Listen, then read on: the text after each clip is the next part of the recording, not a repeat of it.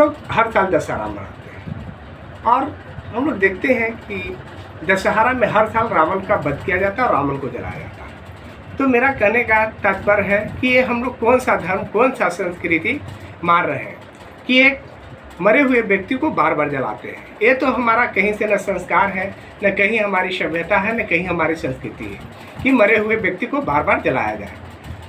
युद्ध में कोई पराजय हो जाता है तो उसे भी एक बार दंडित किया जाता है और उसे या तो सजा दी जाती है। तो राम ने सजा दी। ठीक है कि राम की के पत्नी सीता का रावण ने हरण कर लिया, तो इसलिए वो हरण कर लिया कि लक्ष्मण ने रावण की बहन शूर्पणखा की नाक काट ली थी।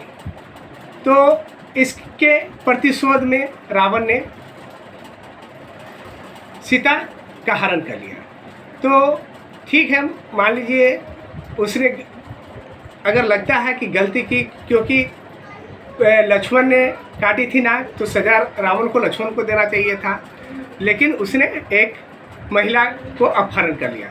लेकिन सबसे बड़ी बात है कि रावण जब सीता को हर कर ले जाता है तो कभी भी सीता को अमर्यादित ढंग से सीता के सामने पेश नहीं होता है। कहने का अर्थ है कि वो अशोक वाटिका में रखता है, उनको दासियों के बीच रखता है और रावण सीता को बोल देता है कि जब तक आपकी इच्छा नहीं होगी मैं आपको स्पर्श नहीं करूँगा।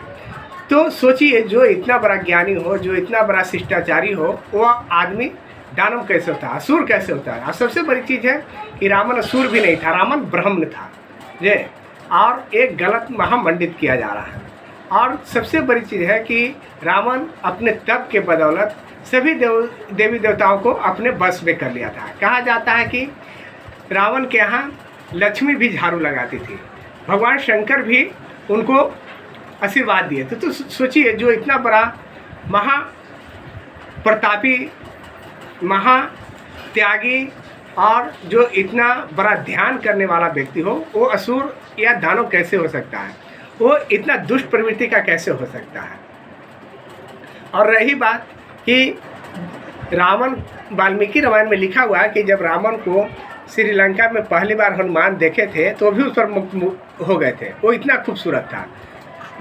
और हनुमान बोले थे कि अगर यह थोड़ा सा गलत नहीं करता तो ये पूरे तीनों लोग का स्वामी होता। तो सोचिए, जब हनुमान की ये सोच थी तो आप उसे कैसे असुर कहते हैं, कैसे दानव कहते हैं, कैसे उसे उसके चेहरे को भयंकर या विकराल या विकृति रूप देते हैं। ये गलत है। और सबसे बड़ी चीज़ है कि रावण 10 मुख का नहीं था। रावण में एक गुण था कि रावण 10 व्यक्तियों के इतना बलवान था, या कहिए कि उससे ज़्यादा बलवान था, गुणवान था। ये उसकी खूबियाँ थी, जिसे कि हम लोग आज 10 मूरी दिखाकर उसे गलत महामंडित करते हैं। इतना ही नहीं, जब राम ने रावण को मारा, ठीक है, दंडित किया, सजा दिया, तो चलिए राम ने गलती किया, रावण ने गलती किया तो राम ने सजा दे दी, बात तो है ख़त्म हो गई। किसी को भी जब दंडित कर दिया जाता तो बात खत्म हो जाती है। तो सालों साल जलाने का कौन सी पर था। और इतना ही नहीं, राम भी रावण को माफ़ कर चुके थे। तभी तो जब रावण मृत्यु शैया पर पड़ा हुआ था तो राम ने अपने भाई लक्ष्मण को रावण से सीखने के लिए भेजे थे कि जाओ तुम रावण से कुछ ज्ञान लेकर आओ। तो सोचिए, इसका मतलब है कि राम भी अंत समय में रावण को माफ़ कर दिए थे। तो इसे बार बार जलाने की ये गलत प्रथा क्यों और कब तक। और सबसे बड़ी बात है कि जब किसी को अग्नि दिया जाता है, जलाया जाता है, तो उसके अपने लोग आग देते हैं।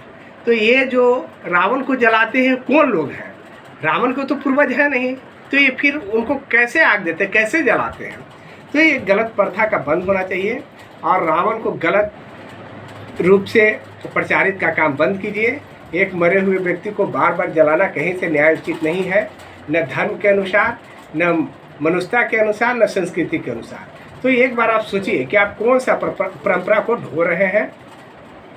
और आप सोचिए कि उस समय रावण का सोने का लंका था, कहा जाता है श्रीलंका को उसे सोने की लंका है। तो सोचिए, दशरथ का भी तो राज था, राम का भी राज था। तो उससे समृद्ध था, तभी तो सोने की लंका कहा जाता है। तो कोई रावण और राक्षस का तो सोने का लंका नहीं हो सकता है ना। दशरथ का भी राज था, राम का भी राज था, तो क्यों नहीं अयोध्या को तो नहीं कहा जाता है कि वहाँ सोने की नगरी थी, लेकिन रावण का जहाँ राज था वहाँ कहा जाता है कि सोने की लंका थी। तो आप इस पर एक बार चिंतन कीजिए और इस प्रथा को बंद होना चाहिए, और अपने बच्चे को, अपने परिवार को रावण के प्रति गलत बातें मत बताइए, उन्हें ये रावण बद मत दिखाइए। इन सब से आप परहेज कीजिए, अपने बच्चों को बताइए कि रावण कौन था, और इस पर एक बार ज़रूर चिंतन और मंथन कीजिए।